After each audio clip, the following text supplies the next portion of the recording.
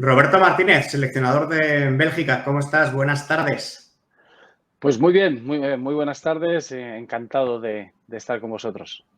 Bueno, para nosotros es un absoluto placer el poder conversar este ratito contigo bueno, pues además de repasar toda tu trayectoria, que es un reto para nosotros el poder repasar mínimamente tu trayectoria en apenas un rato, porque da para hablar días y días, pero el acercarlo y el poner el punto de partida en lo que realmente fue tu kilómetro cero, ¿no? Que fue, esa prueba en la Ciudad Deportiva, esa entrada con 16 años en las categorías inferiores del Real Zaragoza y todo motivado porque Roberto Martínez padre, además de también entrenador, era zaragocista y en Balaguer, tu ciudad natal, bueno, pues había un pequeño Roberto Martínez que era un poco del Zaragoza ya de niño. Pues sí, una historia que, como bien dices, podía ser yo creo que un guión de una película de Hollywood, pero todo empieza, yo creo que no, la historia empieza un poquito más con mi padre. Él es el que nace en Zaragoza, no te diría que de accidente, pero él siempre tuvo pasión por el fútbol y a partir de ahí, pues jugando en el Arenas, jugando en equipos locales, le sale la oportunidad de salir y va a Algeciras y termina en Balaguer. Y ahí es donde yo nazco y de alguna manera cojo el camino de vuelta que me da la oportunidad de venir a la ciudad deportiva, descubrir un mundo de fútbol totalmente profesional y es ahí donde descubro pues si realmente ese mundo es para mí o no. Entonces yo siempre he dicho que los valores como persona, los valores como futbolista, yo los aprendí en la ciudad deportiva, en el Real Zaragoza. Y por eso que siempre hay una relación muy cariñosa, muy cercana, es algo que está muy cerquita de mi corazón el poder hablar del Real Zaragoza y me lleva a las memorias, pues yo creo que la primera camiseta de fútbol que se me regaló era la del Lobo Diarte. Y es eso, pues ese 9 que podíamos jugar en la calle era una referencia fantástica y además pues siempre lo he llevado conmigo. Y con un padre tan futbolero y esa relación con Zaragoza, ¿qué te contaba él de cuando era chaval? Igual que tú recibiste la camiseta del Lobo Diarte, él entiendo que quizás magníficos, ¿no? Te podría contar cosas que luego al llegar a la ciudad deportiva, bueno, ir con esas lecciones siempre ayuda. Sí, yo creo que, y de alguna manera yo es lo que siempre me ha quedado. El Real Zaragoza es un equipo una institución que transmite glamour, es una institución que te permite soñar, es una institución que puede llegar a finales, que tiene que ganar torneos, tener los cinco magníficos, eso era, o sea, cuando eres un niño y te dicen, bueno, el Zaragoza tenía los cinco magníficos, bueno, es que es una, cuéntame más, ¿no? Es una historia que quiero saber y de ahí es un poquito el poder... el poder descubrir poquito a poquito, pues que es un club muy especial. Has visto esa mezcla que a veces, pues la ciudad deportiva es un tesoro que hay que proteger y hay que intentar cuidar, porque luego esa combinación de buscar jugadores del extranjero que vienen y se hacen equipos un poquito transmitiendo esa ilusión, ¿no? Cuando ves a Robert Sousa, eh, todos los conocemos los jugadores cuando Miguel Pardeza llega y pues jugadores como Gustavo Poyet, Xavi Aguado, Darío Franco. En aquella época, si eres un jugador joven, nacer en el Zaragoza para mí fue de disfrutar muchísimo, pero también de darte unos valores de trabajo, de disciplina, de intentar aprender para poder sobrevivir en el mundo profesional. Y para mí lo recuerdo con muchísimo cariño, con muchísima luz y sí que es verdad que mi padre muchas veces lo comentamos aún este verano, pues siempre hay el comentario de, bueno, a ver si este año es el año del Zaragoza de poder volver donde tiene que estar y donde se merece y siempre lo seguimos, pues allá donde estoy, siempre lo seguimos con una buena conversación con mi padre, con un poquito de nostalgia, que es donde todo empezó para nuestra familia. Bueno, dile a tu padre que el año que consigamos el ascenso le invitaremos al canal para celebrarlo con él y poder hablar un rato con él. Queríamos preguntarte un poco por esos recuerdos que tenías de todos tus años en la ciudad deportiva, de ese niño que creo que con 16 años llega a Zaragoza, que sale de casa con el disgusto consiguiente de su madre, ¿no? Que en ese momento sintió un cierto vacío. Creo que estuviste en una especie de residencia o de pensión. Bueno, ¿cómo fue toda esa época? Me parece que si te decimos el nombre de Manolo Nieves es el que seguramente bueno, pues más te ayudó en ese momento o más conectaste, ¿no? en esos años. Sí, muy, muy bonito porque detrás del escudo del Real Zaragoza pues hay personas y hay gente que está dispuesta a ayudar, que están dispuestas a trabajar muchísimo a nivel humano, que hacen el club lo que es. Y pues en mi caso, muy bien dices, yo llego a hacer una prueba, fue en el Blanca Subur, en un torneo que se hacía en Sitges, jugabas contra el Barcelona, contra el Madrid, y ahí pues estaba Manolo Villanova, estaba de director técnico de la ciudad deportiva y el entrenador de ese grupo era Manolo Nieves y enseguida pues con Manolo Nieves estaba en el cuerpo técnico del primer equipo, que para nosotros siempre como jugador joven pues tienes a tu entrenador que está muy cercano del primer equipo, solo saber, le preguntas cómo entrena Paquete Higuera o qué es lo que hace Guy en esas situaciones, o sea, era una cosa muy, muy enriquecedora, muy bonita. Pero luego Manolo Nieves para mí me dio esa...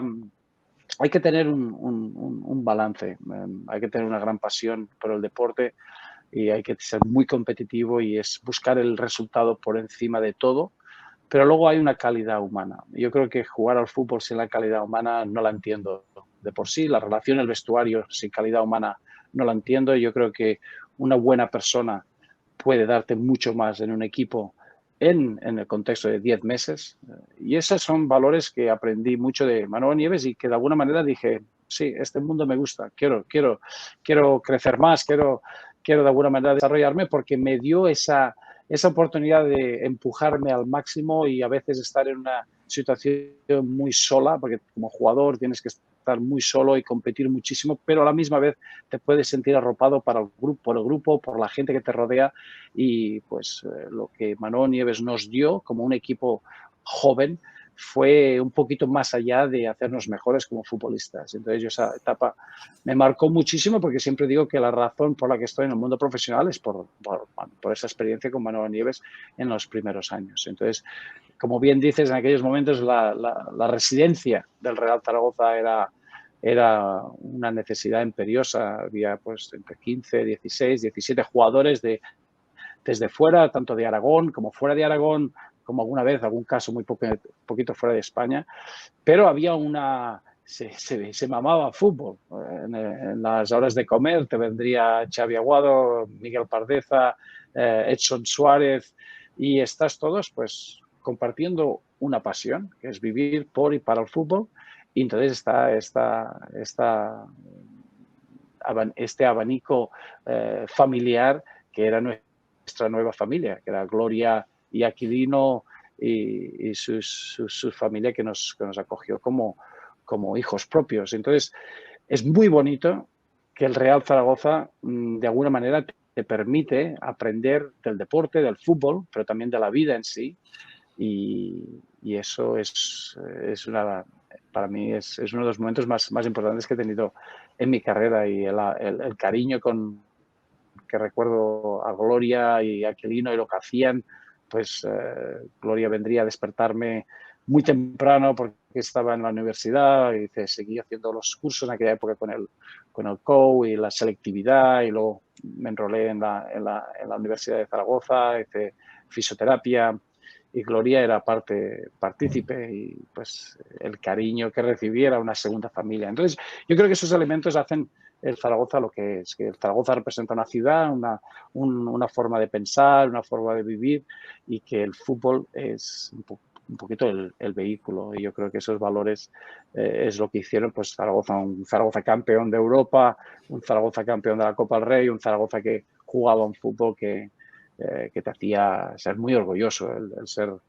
zaragocista y zaragozano en aquella época que yo viví como futbolista joven, era algo que te sentías muy, muy, muy grande. Y yo creo que va a esas personas que te hacen el día a día tan especial. Pero no es solo hacerlo bueno, lo hace competitivo, lo hace con mucho criterio, con mucho sentido. Están ahí para apoyar, pero también para pedirte que des lo mejor. Y ese ambiente a veces me lo tengo muy claro, muy visual, y me lo intento replicar en todos los países que he estado trabajando. Pues si le puedes dar ese ambiente, un ambiente feliz para el futbolista siempre dará un mejor rendimiento. Yo siempre busco un poquito revivir las experiencias que me marcaron tanto, y eso, la base es la residencia en Zaragoza, de la manera que esos años fueron tan especiales. Eso te quería comentar, porque cambiaste joven a una gran ciudad de donde venías, tuviste ahí otra familia, compañeros que querían lo mismo que tú, triunfar en el fútbol, además aprovechaste para estudiar, pero un poco a la hora de evadirte de lo que era el fútbol, no sé, Zaragoza en los 90, un equipo que empezaba a practicar buen fútbol, que estaba sentado en primera. En el mundo de la música, por ejemplo, Héroes del Silencio, se conocía mucho el panorama nacional e internacional. ¿Cómo eran esos ratos un poco de ocio? No sé si te da tiempo de ir a algún concierto, que frecuentabas, qué música te gustaba, cómo era un poco la vida con tus compañeros y fuera de ellos, con los de la universidad. Sí, bueno, no había mucho tiempo, ¿eh? Era universidad, en aquellos años, pues estudiar entre los ratos, y luego fútbol, pues era un poquito la parte principal. Siempre, pues había opciones de jugar en el Moneva. El Moneva es un bar de la calle Bretón que era un poco la parte social de la residencia. Pues ahí, desde jugar a la pocha, de poder estar juntos, siempre arreglábamos el mundo del fútbol, el debate que se creaba ahí. Es verdad que había uno de los jugadores que le encantaba Héroes del Silencio. Todos conocimos, de alguna manera en la residencia todos creces con los intereses de los miembros. Entonces, pues teníamos a Laporta, que le encantaba Héroes del Silencio, y luego también le gustaba Depeche Mode. Entonces, de ahí siempre tuvimos, me acuerdo que vino Tina Turner en la Romareda y todos fuimos a verla. Luego te puedes imaginar todos los partidos, pues cuando venían los grandes equipos, tanto Madrid, Barcelona, era pues a ver cómo nos podíamos acercar, cómo podíamos ver los entrenamientos. Me acuerdo pues que fuimos a ver al Real Madrid entrenar en Ciudad Deportiva cuando vi a la Quinta El Buitre. Como joven futbolista te mueves por los estímulos que se viven en tu nueva familia. Y a nivel de música, pues era mucho Héroes del Silencio, pero cualquier oportunidad en las fiestas del Pilar. Es un poquito, te mueves con la ciudad, pero todo de una forma muy natural y una forma pues bastante, cuando lo comparas ahora con las posibilidades que los chicos jóvenes tienen, con el acceso de las pantallas, con toda la información, pues muy bonita, muy, muy, muy cercana. Pero sí, yo creo que los Héroes del Silencio, siempre me acordé del concierto de Tina Turner. Y luego una explosión que hubo, que era del fútbol sala. Nosotros en el equipo de baloncesto pues siempre fue una referencia. El CAI en los años, probablemente 10, 15 años antes de mi periodo en el Zaragoza, en los años del 89 hacia el 95, pues siempre eran deportes de equipo, eran deportes que se podía aprender muchísimo, la estructura táctica. Y luego hubo un poquito la salida del fútbol sala. Allí sí que lo seguimos también mucho, porque había bastantes jugadores que habían estado a nivel de formación en Aragón y empezaron a jugar fútbol sala. Y pues casi había en el Príncipe Felipe, a ver, 10, 15.000 personas. Era una bonita forma de seguir los deportes de la ciudad. Pero sí, no había mucho tiempo, la verdad. Pocas veces te podías sentar y decir, bueno, ¿qué vamos a hacer hoy? Es al revés, vas de bandadas. Llegas y hay algo organizado y te juntas. Pero para mí las dos vías eran el fútbol, el día a día que tenía yo con mi equipo. Y luego, pues al principio era en el instituto y después en la universidad. El 20 de junio del 93, Roberto, yo creo que es una fecha que marca tu vida o tu trayectoria, ¿no? Más allá de que luego tuvieras una carrera muy, muy dilatada como futbolista profesional y qué decir como entrenador, pero el 20 de junio del 93, unos días antes de aquella final de Copa del Rey contra el Real Madrid y el famoso e infausto arbitraje de Eurio Velázquez, debutaste en la última jornada de aquel campeonato en el Calderón contra el Atlético de Madrid con el primer equipo del Real Zaragoza. Quiero recordar que saliste por cuartero en el minuto 55 por ahí. Bueno, pues tenía un doble mérito. Primero, porque la distancia entre el Deportivo Aragón y el primer equipo era muchísimo más alta, ¿no? El salto era mucho mayor del que puede haber en la actualidad. Y luego que estamos hablando de un fútbol en el que solo había 2 cambios. Entonces, entrar en una convocatoria no era sencillo, pero ser uno de los 2 elegidos por el entrenador todavía menos. ¿Cómo recuerdas ese partido, el entrar en la citación, el calentar, el que te dijera Víctor que ibas a salir? Y luego, para el que no ha tenido la suerte de verte como jugador, como futbolista, ¿cómo eras? ¿En qué posición jugabas? ¿Cuáles eran tus principales características, calidades? Sí, es curioso porque no he tenido tiempo de hablar de ello, o sea, no he tenido tiempo de mirar hacia atrás y un poquito buscar esas sensaciones, pero lo que sí que recuerdo es la llamada de ir a entrenar con el primer equipo en esta semana era algo que no puedo describir. Yo creo que pocas veces he tenido sensaciones tan bonitas como esa. Te da un poquito el círculo. Llegas a Zaragoza a los 16 años, el único objetivo es intentar progresar y quemar etapas para llegar al primer equipo. En el momento que te sientes que estás ahí en el primer equipo, es que es increíble que puedas estar en el mismo vestuario que Nayim, que Xavi Aguado, que Miguel Pardeza, Santi Aragón, que esté todo el mundo, Gustavo Poyet, y están todos en la dinámica de partido. Me acuerdo que antes del partido Nayim estaba gritando al vestuario: acordaros que esto es Madrid, aquí no venimos aquí hay muchos ojos. Y como jugador pequeño te das cuenta de cosas que ni se te pasarían por tu cabeza. Y yo disfruté tantísimo, aprendí tanto. Y me acuerdo que no quería hacer o sea, pasaba como un ratoncito pequeño que no quería. Y antes del partido me viene Xavi Aguado, que era el capitán, me dice: ¿y tú no necesitas entradas? Y yo digo: hombre, pues por necesitar sí, pero claro, yo no quiero preguntar. O sea, me acuerdo que entonces Xavi me dice: bueno, pues toma, tienes aquí 2 entradas.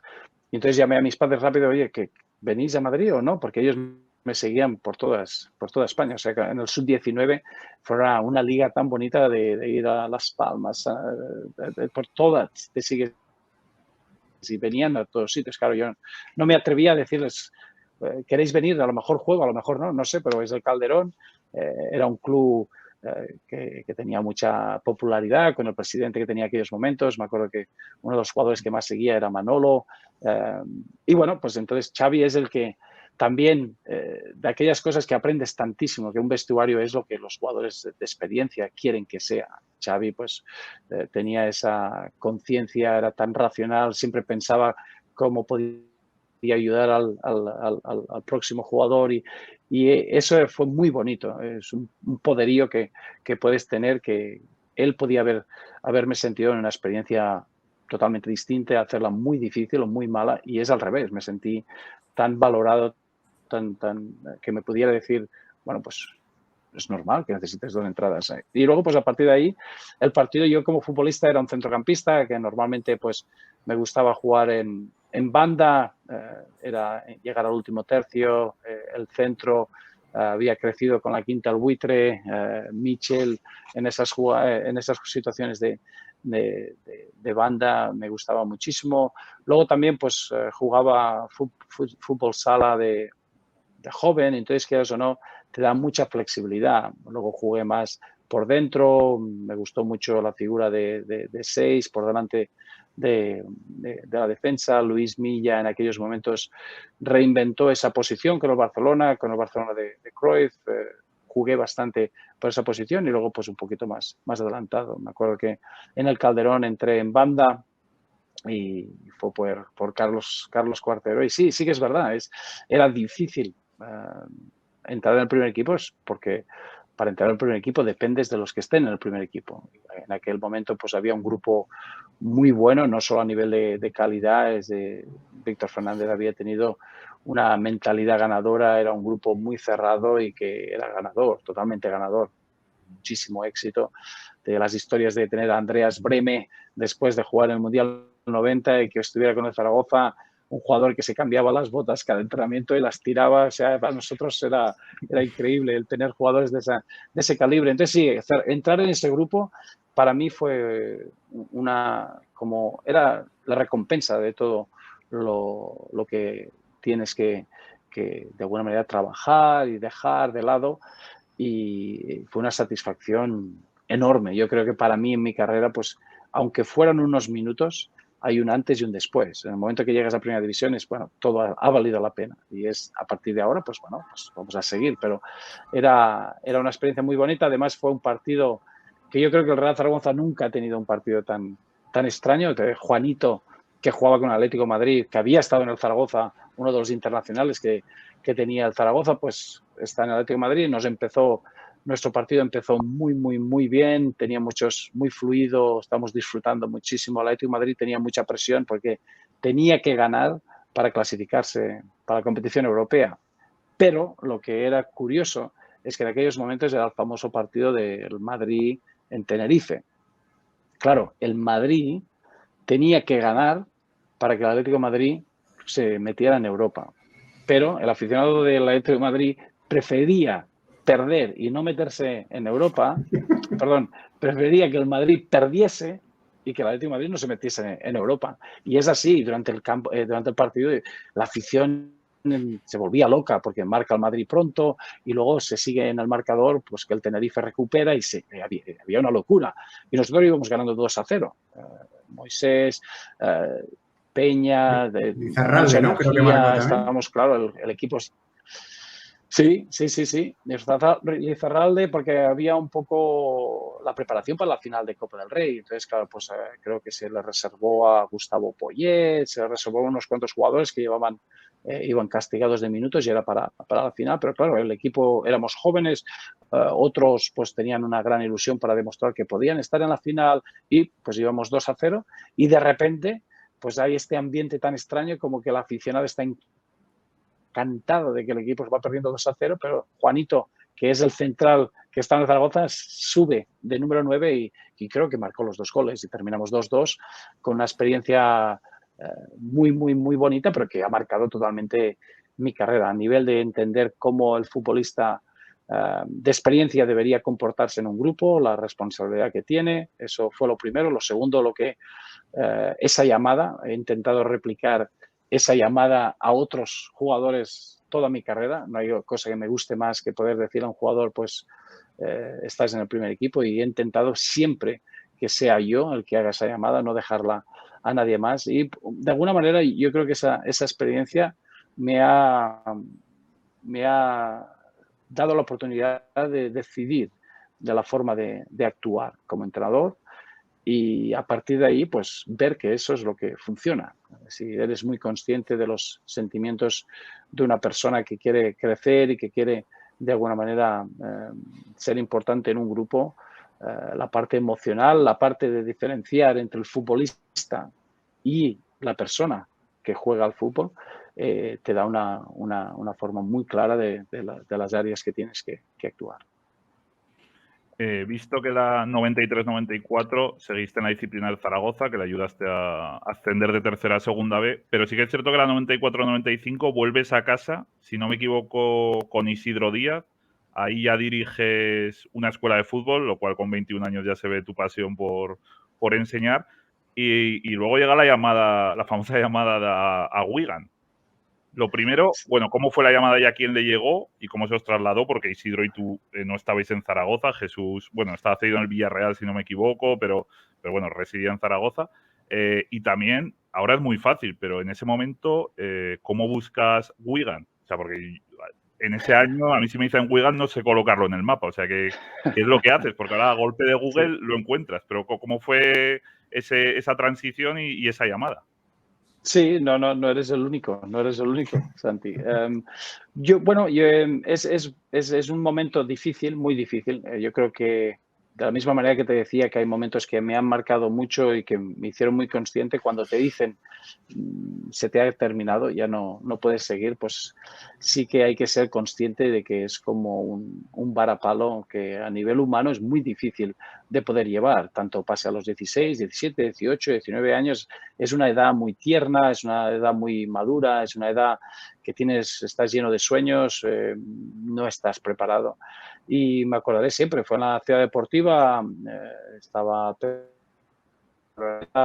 y Andoain, y bueno, en aquel momento pues es como que se te termina una etapa, pero que tú no eres partícipe de que tomes esa decisión.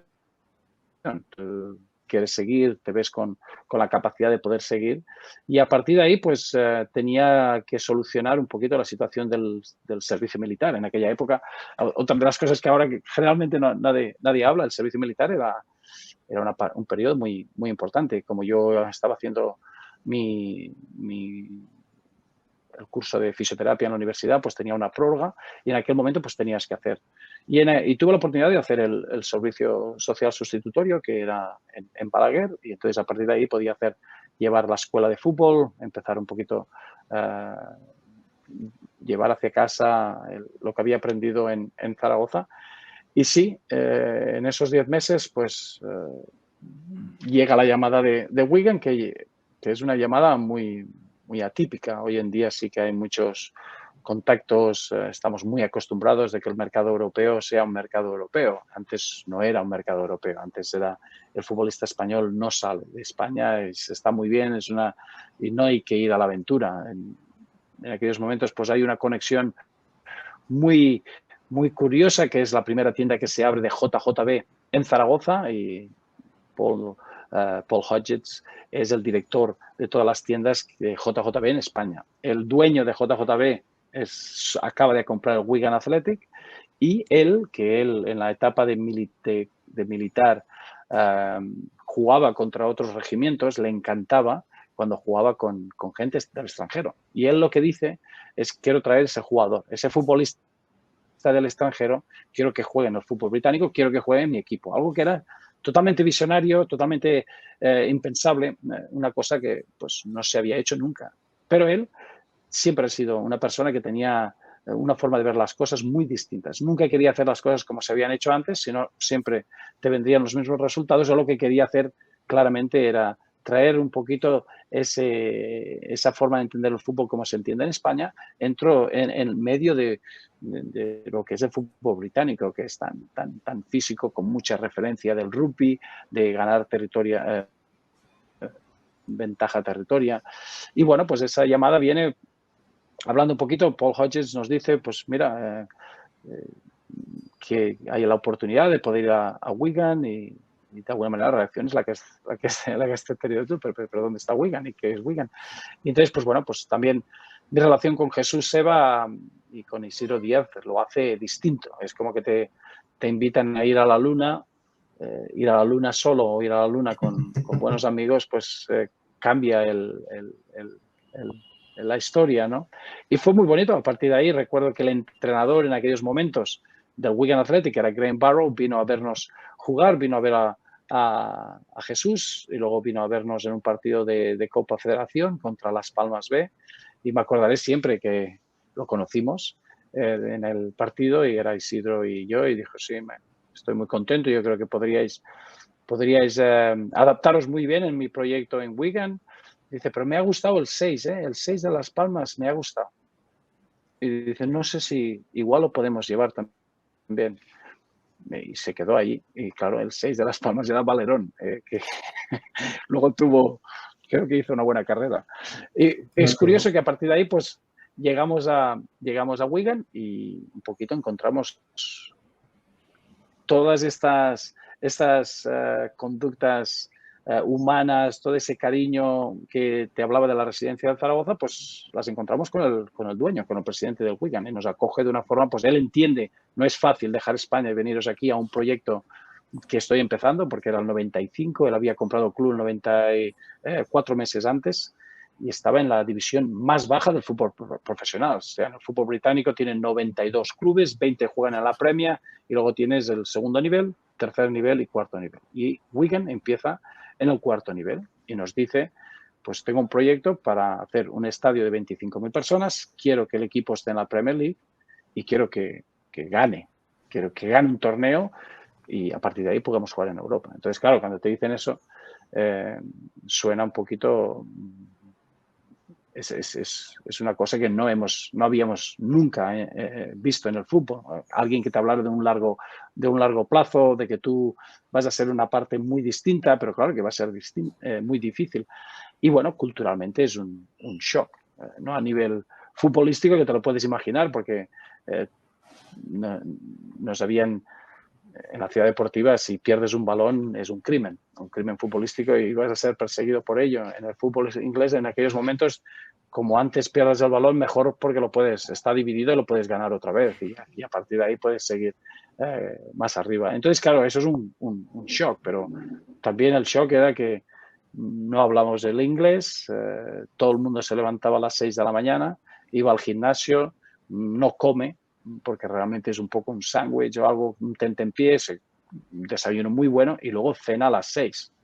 A las 7 ya está todo el mundo recogido. Nosotros, pues después de entrenar, lo típico, una buena comida, buscamos un restaurante, era italiano, pero era de un español y ahí hacíamos unas comidas como se manda y luego una siesta como manda. Y claro, nosotros nos levantamos de la siesta a las 5:30, nos arreglábamos para ir al centro de la ciudad y estaba todo pues desértico, ya todo cerrado y además oscuro, porque a las 4 de la tarde ya no había sol.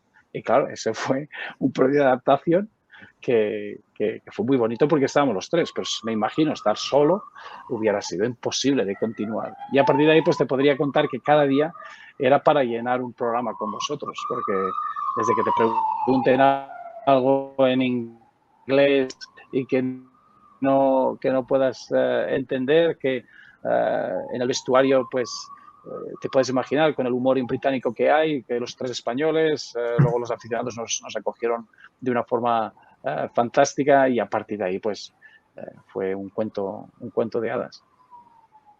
Sí, lo que comentabas, ¿no, Roberto? Os invitaron a la luna, os recibieron con sombreros mexicanos, no erais los 5 magníficos, pero erais los triamigos.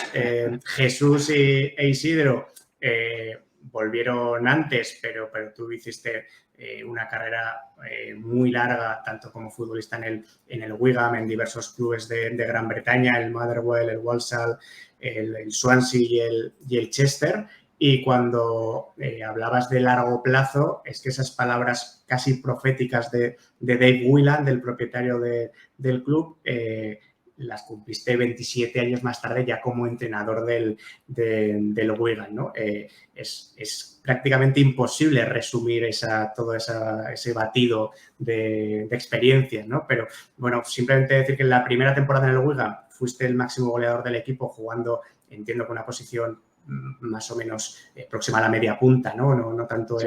en banda derecha. En el año 2005, una encuesta en la BBC, los aficionados del Wigan te escogieron como el mejor jugador de la historia y en esa ciudad conociste y empezaste una relación de amistad que luego ha hecho que seas el padrino de su hijo, que hayáis sido padrinos de vuestras respectivas bodas con Jordi Cruyff, hijo de uno de tus grandes inspiraciones como entrenador, ¿no? Porque creo que tus principales referentes, has tenido varios, pero han sido tanto Johan Cruyff como Arrigo Sacchi, que al final hablan un poco de la mezcla de experiencias y de vivencias que el fútbol te ha dado y en la que te has convertido también como técnico, ¿no?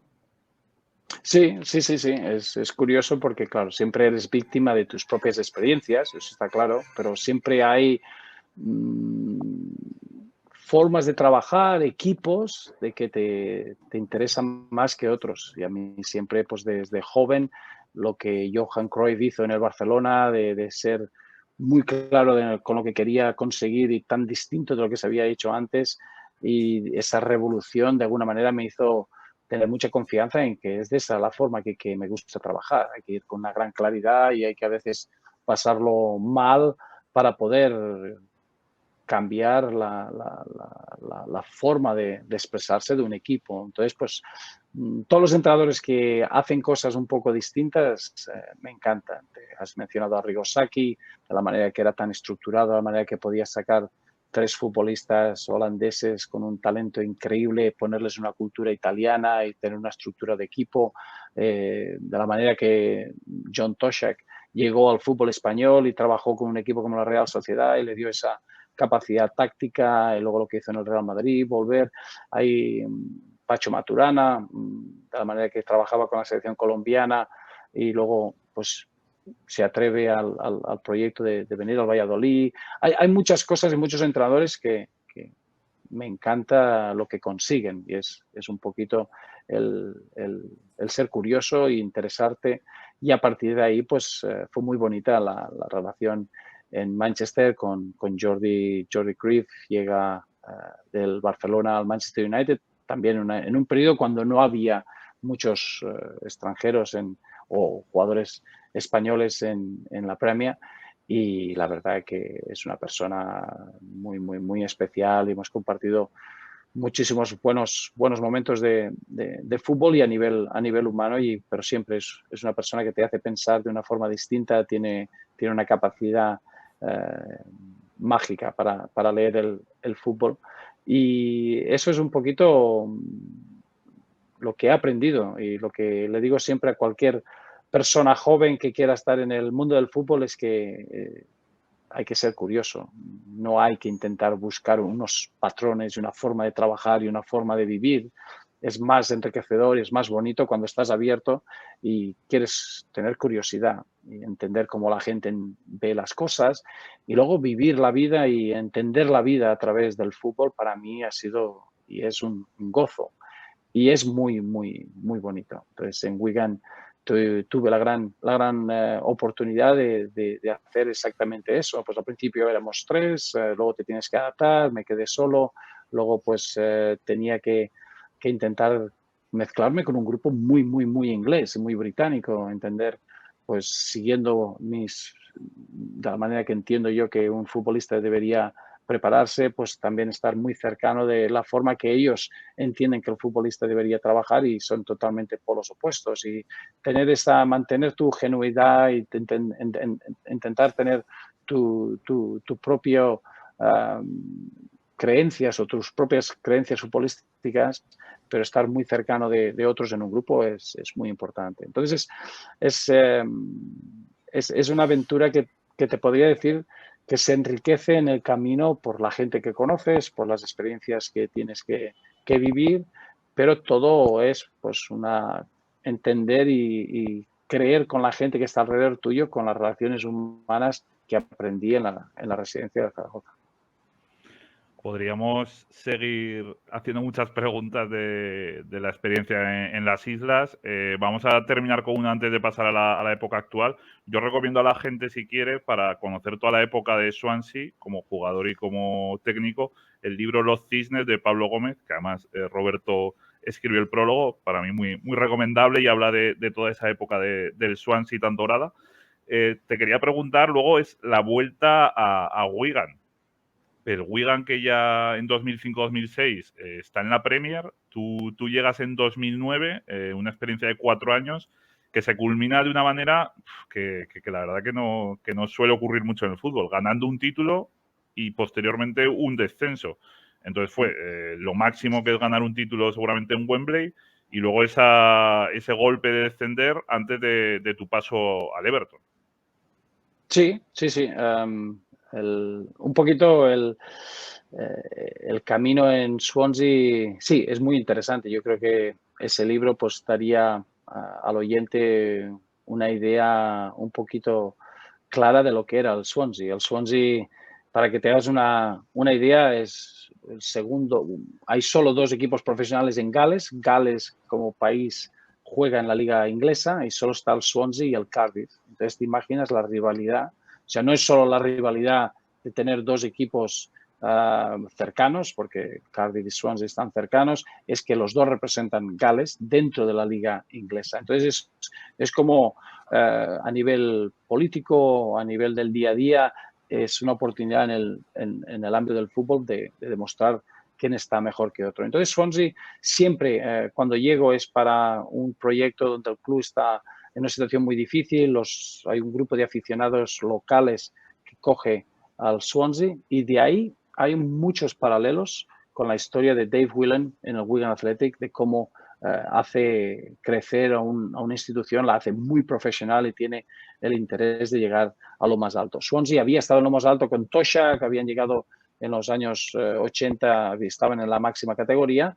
y desde entonces había sido un periodo muy, muy difícil. Entonces, como fui el primer extranjero de ser capitán en un periodo muy, muy, muy difícil y ahí es donde empiezo a entender muchísimo pues lo que se necesita en el sur de Gales y cómo lo importante que es el fútbol para toda la gente. Entonces, es curioso, un poquito he hablado al principio de la manera que me crecí como persona en Zaragoza. Siempre en mi carrera he creído con la relación humana. O sea, si más que un proyecto deportivo es la persona o el grupo de personas que están por detrás y por los que puedes crecer juntos y creer en ese proyecto. Y eso es lo que pasó en el Swansea. En el Swansea como futbolista, luego se me ofrece volver como entrenador, algo que es normal en el fútbol británico, poder ser entrenador-jugador, pero fue una decisión del presidente en aquellos momentos, Hugh Jenkins, pues muy arriesgada de darle las riendas de un equipo con estadio nuevo, con muchísima... la expectativa era de ascender a la Premier League. Entonces, pues a los 35 años, tenemos mucho éxito, a los 33 años cojo el Swansea, ascendemos de categoría después de 27 años, se hace un fútbol que se coge mucho los conceptos de lo que entendemos en el fútbol español, de la posesión, de defender con el balón, algo que en el fútbol británico en las categorías más inferiores no se había visto nunca. Entonces tiene una repercusión muy, muy fuerte y es ahí donde pues tengo ofertas para salir, ofertas de equipos muy importantes en Inglaterra, pero mi decisión es de volver al Wigan, solo porque el presidente me dice tienes que volver, este es el momento de quiero que estés al frente del equipo en la Premier League.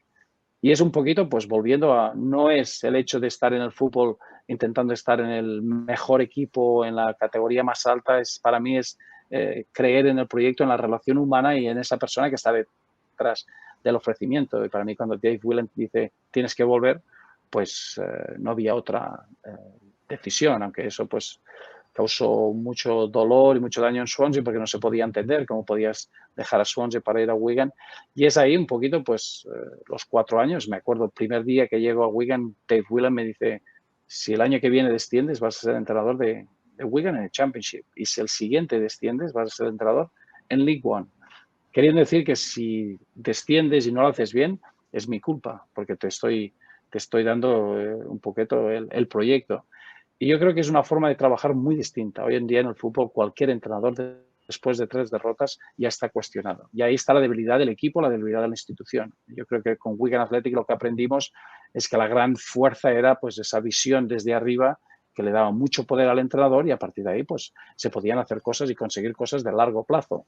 Y es así cuando estamos contra todos los pronósticos en la Premier League en las 4 temporadas con momentos mágicos, la primera vez que le ganamos a los 4 equipos de top 4 en la Premier League en aquellos momentos era Liverpool, Manchester United, Arsenal y Chelsea, y Wigan en 34 ocasiones nunca le había ganado a ninguno de estos equipos. Entonces, pues había una barrera mental, psicológica y empezamos a trabajar de pues, ¿por qué no se puede ganar a estos equipos? O sea, si la temporada de ser exitosa o no para el Wigan no es ganar estos equipos, entonces no hay nada a perder. Se puede trabajar de una forma muy específica que nos hará mejores como equipo y acabamos pues ganando a todos y da la casualidad pues que al que ganamos a Manchester City, le ganamos en la final en Wembley y nos da la FA Cup. Entonces sí, que es un periodo, si hablamos de contraste de emociones, de encontrarte celebrando el mayor logro en la historia de un club y luego pues tener que entender un descenso, que bueno, de alguna manera pues se desciende con 34 puntos, que está dentro de lo pensable, pero es un descenso. Entonces hay un contraste de situaciones. Me acuerdo que fue un año muy específico, muy raro, porque claro, la final de Wembley, de FA Cup, siempre se juega, es el último partido del calendario. Siempre se termina la liga y luego se va a Wembley y todo el mundo celebra. Este es el partido, es la competición más antigua del mundo, y entonces se celebra de esa forma. Pero en ese año, porque había la final de Champions, que jugaba el Barcelona contra Manchester United, la final de la Copa se juega 2 partidos antes que la liga termine. Entonces, claro, para nosotros siempre llegamos al límite. El Wigan, pues teníamos que ganar, pues probablemente entre 10 y 12 puntos de los últimos 7, 8 partidos.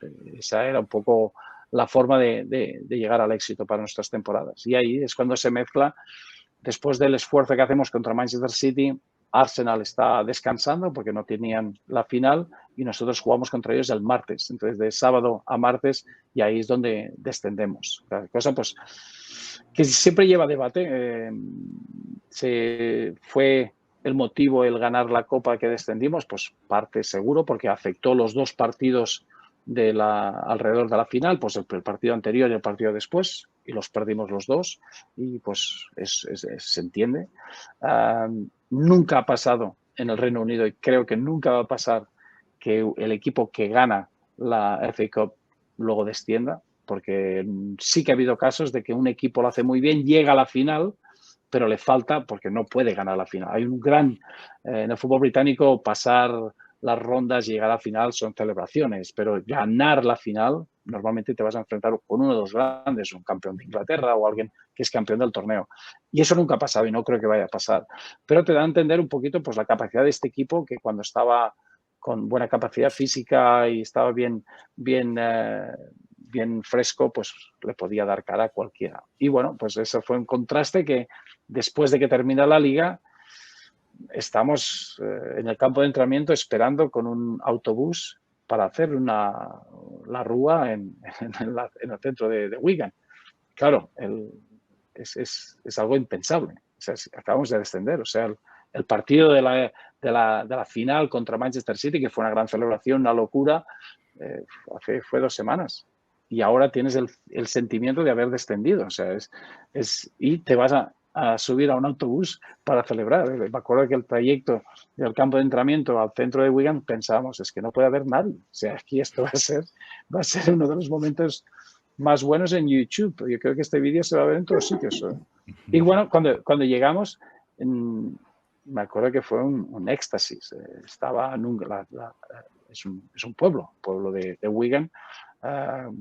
Nunca había tenido esa reacción con el fútbol y estaba todo lleno en el centro. Y el aficionado te decía, oye, que ascender y descender, esto es por lo que jugamos. Si hemos descendido ahora, pero vamos a ascender otro en otro momento. Pero ganar la FA Cup, es que esto no se va a hacer nunca. Sí, eso, para nosotros tener el nombre al lado de todos esos nombres. Y ahí es donde te das cuenta un poquito el cambio cultural que tenemos en el fútbol británico y de lo que se tiene en el fútbol mediterráneo, y es un poquito siempre mucho más comprometido. El aficionado es parte de los éxitos y de las derrotas del equipo, y es una forma de darle consistencia a cualquier proyecto. Y hay cosas que son muy bonitas, y es ahí pues una experiencia mágica de poder celebrar lo que realmente fue un descenso. Pero claro, un descenso después de estar 8 temporadas en la Premier League, algo que fue una referencia para otros equipos que querían estar en la Premier League. Fue también pues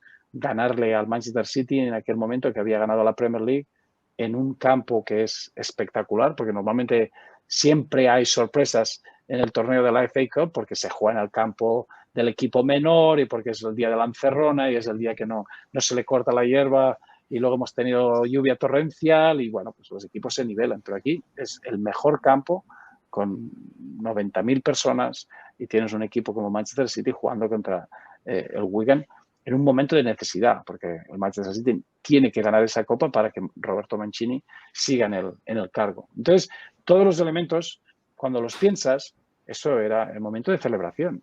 Y es así como se vivió una fiesta fantástica y, bueno, ese era mi cuarto año, era el acuerdo que tuve con el presidente y de la misma manera que él me dijo que tenía que estar 4 años desde su parte, pues cada año tenía opciones de salir. Tuve el primer año Aston Villa, el segundo año fue el Liverpool, tercer año había otras opciones. Siempre me mantuve muy fiel a nuestra relación, a nuestro proyecto y a lo que habíamos acordado. No que se acordara, pero lo que me había transmitido de que pasara lo que pasara, él iba a asumir pues que si yo era un fracaso, era su fracaso. Y eso es muy bonito y algo que no se encuentra en el fútbol. Hoy en día a veces estamos en posiciones, en clubes donde es como que el de arriba tiene más vidas que el de abajo, pero todo el mundo está esperando a que después de 3 derrotas haya un caos y un cambio de dirección y la verdad es que te das cuenta que eso lo que no hace es crecer y lo que no hace es darte la oportunidad de estar al máximo nivel en el terreno de juego.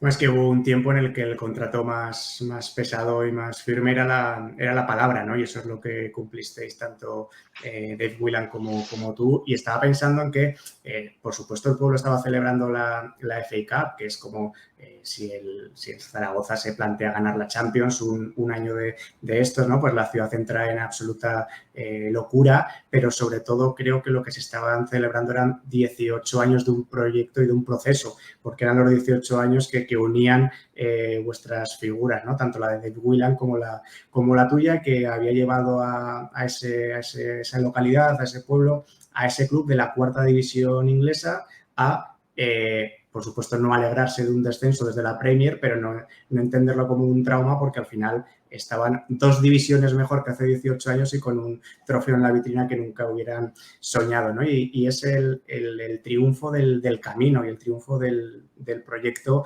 como principal meta, que es lo que tú comentabas, ¿no? Que en el fútbol más latino, más mediterráneo, la inmediatez es tan ahogante que hace que los procesos sean imposibles.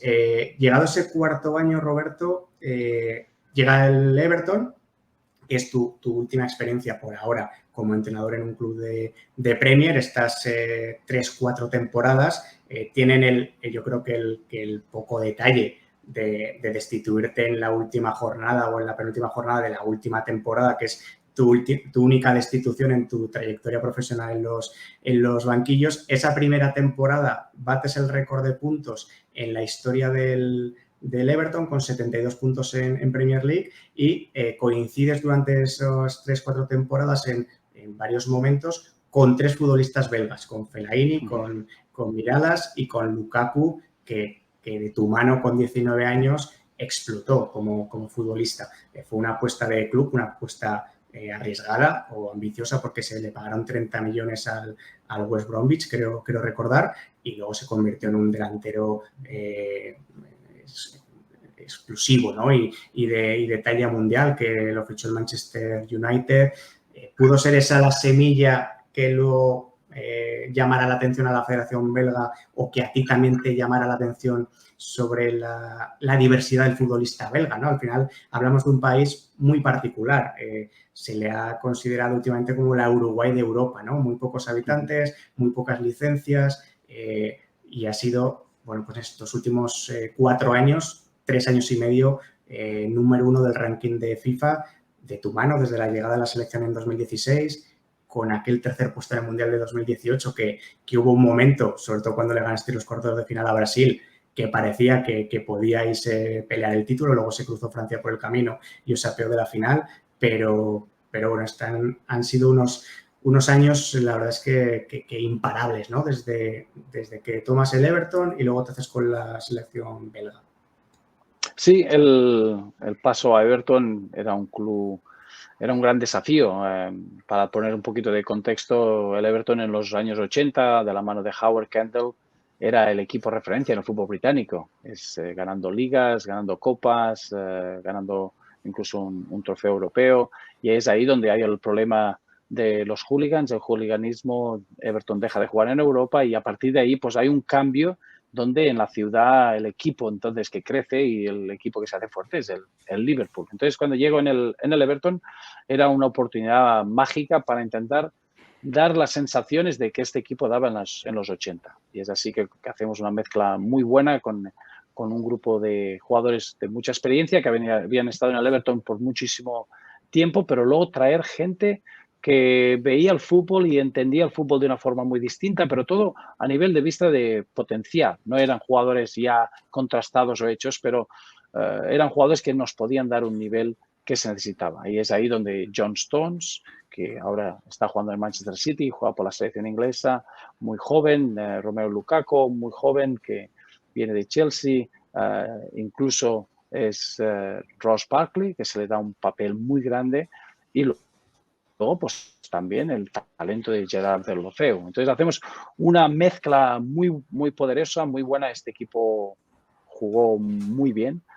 Como has dicho, hace los 72 puntos y sigue, estoy 3 temporadas y en el último partido de la tercera temporada pues pierdo el trabajo, pero consiguiendo 2 semifinales en las copas domésticas. O sea, estamos un paso de llegar a ganar un título. Mi conciencia era muy clara, era encontrar una identidad nueva en el primer año, intentar ganar una forma de juego, y es ahí donde en la liga nos hacemos muy fuertes, y luego poquito a poquito yo creo que mi idea era de que el Everton tenía que ganar un título para volver a construir, porque era imposible el poder crecer a las posiciones de Champions. Entonces, para mí siempre lo he valorado con muchísima racionalidad, y el poder llegar a 2 semifinales, una la perdemos contra Manchester City, que era doble partido, ganamos en casa y luego perdemos muy justito fuera, y en Wembley la semifinal de la FA Cup fue un gol en el último minuto de Martial, que estábamos a punto de llegar en la final. Entonces, el equipo está en muy buena situación, pero como pasa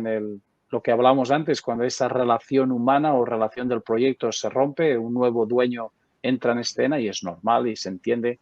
Él quiere traer a su gente y traer su proyecto, pero desde entonces es un poquito lo que ha faltado, un poquito esa dirección en el Everton. Y es ahí donde, es verdad, esa curiosidad que te estaba hablando antes, nosotros con el cuerpo técnico siempre lo hablábamos. Teníamos a Kevin Mirallas, que un poquito de descendencia española, jugando en Bélgica, un jugador muy, muy dinámico, situaciones de 1 contra 1, muy bueno en banda, todo era velocidad y capacidad técnica. Luego tienes a Marwan Fellaini, que tiene una descendencia marroquí, un jugador muy competitivo, que es muy bueno técnicamente, pero tiene una presencia y una llegada en el área que te recordaba a Gustavo Poyet, y tenía una capacidad muy distinta. Y luego tienes a Romelu Lukaku, con una descendencia africana y que tenía unas capacidades delante del gol zurdo, una finalización con niveles de top, de lo mejor que se encuentra en el fútbol. Entonces, realmente si te sientas y dices, ¿y estos 3 están en la misma selección?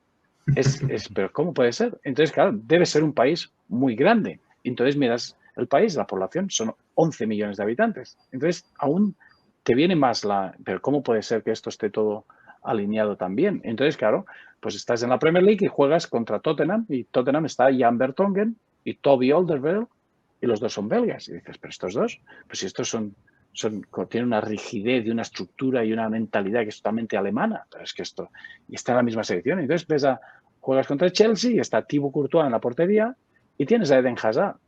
Y estos 2 son belgas. Entonces dices, pero ¿esto cómo puede ser? Pues esto es como un juego de estos de ordenador, donde tú coges a los distintas... No es la cultura, es que pones los distintos jugadores que te gustan y que aportan cosas totalmente distintas. Entonces, claro, sí que es ahí donde me entra la curiosidad de qué está pasando en Bélgica, pero esto cómo puede ser que haya estos 2 jugadores. Entonces, a mi edad nunca había pensado que iría a fútbol internacional, nunca. Llevaba 7 temporadas consecutivas en la Premier League y pues hay un ritmo del día a día muy distinto de lo que es el fútbol internacional. Nunca había pensado que en esos momentos, siempre había soñado con participar en un mundial. Yo creo que desde mis años en Balaguer, jugando con mi padre en la calle, pues la referencia era él era Lobo Diarte y yo era el Cedrún en el portería, pero luego era una selección y revives el Mundial de Argentina, y eso siempre había quedado conmigo, que un mundial lo quería hacer. Entonces, cuando viene la ocasión, parecía muy natural de que, bueno, pues una selección a esta edad, pues sí. Y te das cuenta entonces, me doy cuenta que el fútbol internacional hoy en día, con una selección de esa exigencia, pues no es como el entrenador de selección que pasa en otras selecciones que eres o al principio de tu carrera, que eres muy joven, tienes buenas ideas y te sirve para empezar tu carrera, o un poquito al final de tu carrera, donde tienes todos los conocimientos y tienes toda la experiencia, pero probablemente al día a día te viene un poco grande. Yo estaba pues en plenos poderes, casi se me salía la energía, porque solo estar 5 veces al año con los partidos, pues que me faltaba algo. Y es ahí donde ha sido una aventura muy bonita. Fui a Bélgica por 2 años, la idea era solo clasificarse para el Mundial y preparar el equipo para el Mundial en el 2018, pero se crea una relación tan fuerte y una capacidad de sacar todos estos elementos que te estaba comentando, de estos jugadores tan distintos y tan atípicos, crear un grupo muy fuerte y donde la referencia era el éxito del equipo y donde todo era para mejorar como grupo. Y eso ha sido, a nivel humano, un grupo que ha sido un referente para la comunidad belga y para la forma de entender vida en Bélgica. Entonces, a partir de ahí, te creas, terminas tercero en el Mundial, entonces es bueno, pues ¿por qué no seguimos para el europeo? Luego, bueno, pues ya que estamos, ya vamos a clasificar para el Mundial. Entonces, hay una dinámica, estamos número 1 del mundo. Entonces, la federación me ve mi inquietud de que entre partidos pues me sobra energía, me sobra ganas de trabajar y es cuando me ofrecen la doble función de ser el entrenador del primer equipo y también el director técnico de la federación. Entonces, eso da la oportunidad de que haya podido estar pues 6 temporadas, 6 años trabajando en el día a día y luego pues con el equipo. Y es algo que en Bélgica en aquellos momentos funciona o había necesidad para ello, porque yo creo que la referencia es esta generación de oro que tenemos, que ha ganado la medalla de bronce en Rusia, pero hay que estar trabajando ya un poquito con la siguiente generación, porque el problema en Bélgica no es ahora, no es si se gana ahora o no, es si el jugador que va a reemplazar a Kevin De Bruyne y a Eden Hazard y a Dries Mertens y a Romelu Lukaku está preparado. Entonces, claro, hay una dualidad de roles que ha funcionado muy bien de que estén en la misma persona. Porque si yo entiendo, si el director técnico me vendría a preguntar, oye, ¿podemos dar minutos a estos jugadores jóvenes porque hay que prepararles para el futuro? Podría ser muy distinto que si es mi decisión, en mi doble función, de que, bueno, pues vamos a intentar ganar el partido, pero también hay responsabilidad de dar un paso a la próxima generación. Entonces ha sido muy bonito y entonces, claro, ha tenido una duración más larga de lo que esperaba y ahora pues estamos centrados totalmente en 17 semanas, tenemos el Mundial de Qatar. De la misma manera, pues ahora acabo de llegar de Inglaterra, donde el equipo femenino está en la Eurocopa y se ha clasificado para los cuartos de final. Estuve en Tel Aviv con la selección sub-17 en el europeo y estamos constantemente programando e intentar desarrollar el fútbol y el futbolista que va a tener que reemplazar esta generación de oro. Entonces, es un trabajo a nivel internacional que se ha extendido a tener un día a día y por eso he tenido la oportunidad de seguir tanto tiempo. Hablabas precisamente de un contrato inicial de 2 años, ahora ya vienes de la Eurocopa Femenina, está en el Sub-19. ¿Cómo es ese crecimiento? Te he leído en entrevistas en Marca y en AS, proyecto a 15, 20 años, el poder tener a esa nueva generación controlada, como quien dice, una nueva ciudad deportiva.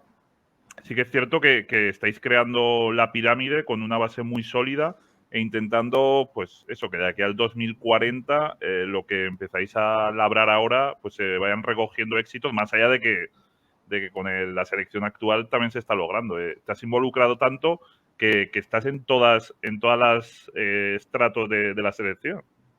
Sí, sí, y te diré pues un poquito lo que se veía mal en un principio, porque cuando llega un extranjero en el fútbol belga, la verdad que es un poco reacio, porque necesitamos un extranjero.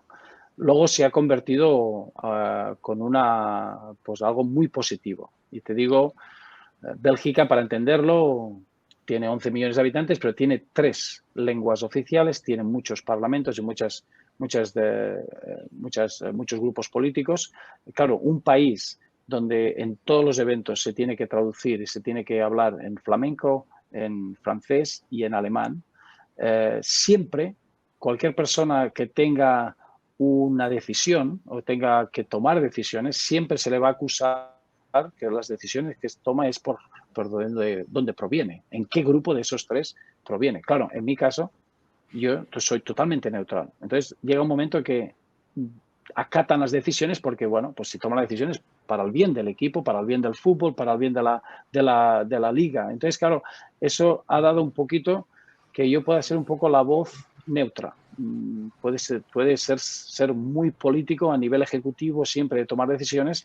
¿Qué paradero tienes? ¿Cuál es tu pasado? Entonces, claro, estoy en el grupo ejecutivo de los árbitros, estoy en la parte de formación y luego, pues ahora lo que hemos hecho es, llegué en agosto de 2016 y la curiosidad fue nuestro primer partido, fue un partido amistoso contra España y no teníamos campo de entrenamiento. O sea, el equipo entrena en las instalaciones de Anderlecht.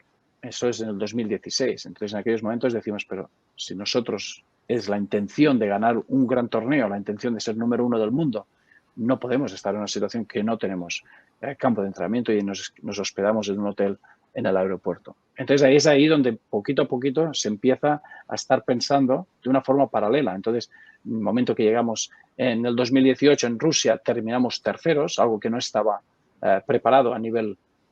Siempre cuando estás preparando a nivel financiero, pues tienes que interpretar dónde el equipo va a llegar. Se pensaba que llegaría a cuartos de final, entonces la diferencia económica de llegar a cuartos de final y ser tercero es lo que nos dio la oportunidad de construir las instalaciones que tenemos ahora. Tenemos 9 campos de hierba natural, tenemos unas instalaciones donde realmente podemos estar todos, convivir todos y dar un poquito la referencia a las nuevas generaciones. Y es ahí donde el proyecto ha ido creciendo muchísimo y nos hemos centrado, pues proyectos, hemos dado la oportunidad de tener cámaras en todos los estadios profesionales para tener el ángulo táctico en vez de trabajar para la gente de fútbol desde el ángulo de la televisión. Hemos hecho lo mismo para el fútbol femenino, hemos hecho lo mismo en las ligas de sub-18, sub-21 y en la segunda división. Entonces, estamos creando una forma de trabajar que es para toda Bélgica la misma, pero con proyectos para mejorar en todos los ámbitos. Hemos tenido el proyecto de intentar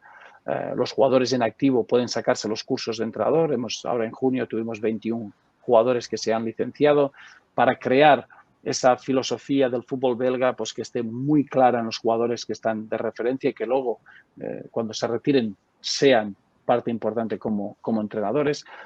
Y es esta forma de trabajar siempre a largo plazo. En el 2009, 2007, Bélgica está fuera de las 50 posiciones del fútbol mundial y lo que no podemos consentir es que este equipo, cuando esta generación ya pase a entrenar, pues que se baje a esos niveles. Entonces, ahora todo lo que se trabaja es para que Bélgica siempre esté en las próximas 3 décadas, siempre entre las 10 mejores selecciones del mundo. Entonces, pues hay muchas cosas de trabajar a largo plazo.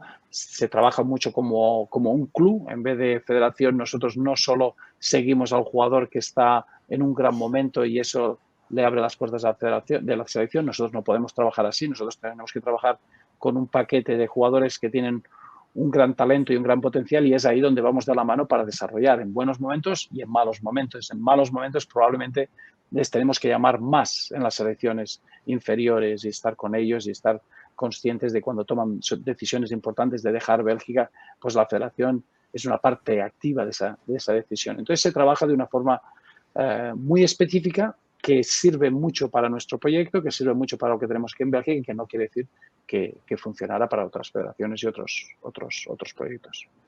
En 4 meses, Roberto, empieza el Mundial de Qatar. Bélgica está encuadrada en el grupo con Croacia, Marruecos y se me ha ido ahora de la cabeza el cuarto equipo, Canadá. Eso es. Canadá, bueno, mientras Roberto lo tenga claro, no importa que yo no lo tenga demasiado. Y es el grupo que a priori se cruza con el grupo de España y Alemania, con lo cual hay ciertas posibilidades de que en octavos de final haya un España-Bélgica. Nos encantaría hablar del Mundial una hora más. Nos hemos dejado alguna cosa por preguntarte, como por ejemplo pues el trabajo que desde hace ya unos años está haciendo Jesús Seba en la propia selección y en la federación, tu riqueza táctica, porque con el Swansea se le llegó a llamar el Swansea Lona y ya no quieren jugar de otra manera, y sin embargo con el Wigan tú fuiste el que introduciste la tendencia de 3 centrales en la Premier. Con la propia Bélgica arrancaste con línea de 4 contra España y luego pasaste a línea de 3.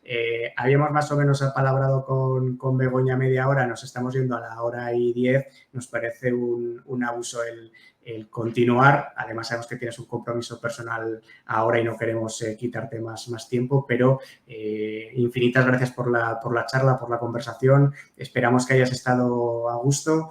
Toda la suerte del mundo para Qatar. Que sepas que si ganáis el Mundial, aquí también lo celebraremos por ti, por Jesús y por toda la buena gente que seguro que hay allí. Y ojalá haya sido solo la primera charla, que sepas que tanto Roberto Martínez, padre, cuando asciende al Zaragoza, como tú, estáis invitados aquí siempre que queráis, cuando surja la oportunidad, y que para nosotros es un absoluto placer y un honor, Roberto. Muchísimas gracias.